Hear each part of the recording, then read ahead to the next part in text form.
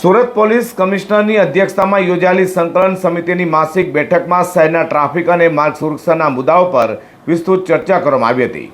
બેઠકમાં ધારાસભ્યો અને સંસદ સભ્યો ઉપસ્થિત રહેવા પામ્યા હતા। 84ના ધારાસભ્ય સંદીપ દેસાઈ ઈચ્છાપુર હજીરા રોડ પર થતા ટ્રાફિક અકસ્માતો, ગેરકાયદે પાર્કિંગ અને એપીએમસી સામેના દબાણો અંગે પોલીસ સમક્ષ રજૂઆત પણ કરી હતી। સુરત પોલીસ કમિશનરની અધ્યક્ષતામાં યોજાયેલી સંકલન સમિતિની માસિક બેઠકમાં શહેરના વિવિધ પ્રશ્નો અંગે ચર્ચા કરાઈ છે। બેઠકમાં ધારાસભ્યો અને સંસદ સભ્યો ખાસ ઉપસ્થિત રહેવા પામ્યા હતા। 84ના ધારાસભ્ય સંદીપ દેસાઈ ઈચ્છાપુર અને હજીરા રોડ પર વધતા જતા ટ્રાફિક અને વારંવાર સર્જાતા અકસ્માતોના મુદ્દે પોલીસનું ધ્યાન દોર્યું હતું। હજીરા વિસ્તારમાં આવેલા મોટા ઉદ્યોગોના કારણે ભારે વાહનોની અવરજવર વધી જતા ટ્રાફિકની સમસ્યા ગંભીર બની હોવાનું રજૂ કરાયું છે।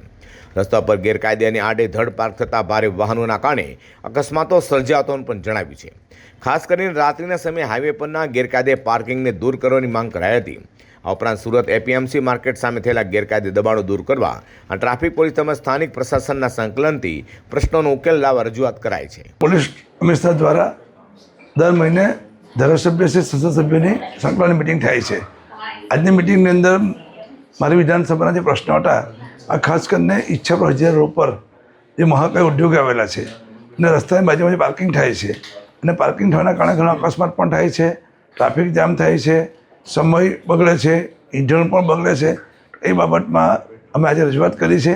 અગાઉ પણ રજૂઆત કરી, એના કારણે ઘણો કામમાં ફરક છે, પણ પૂરેપૂરો ફરક હવે આજની મિટિંગ પછી કમિશનરશ્રી બાંહેધરી આપી છે કે બધા જ કામો અમે તમારા ઝડપથી પૂર્ણ કરીને ટ્રાફિકનો પ્રશ્ન હલ કરવાની ખાતરી આપી છે। ધારાસભ્યની રજૂઆત બાદ પોલીસ કમિશનરે હકારાત્મક અભિગમ દાખવતા સંબંધિત પ્રશ્નોના વહેલી તકે ઉકેલ માટે જરૂરી કાર્યવાહી કરવાની ખાતરી આપી છે।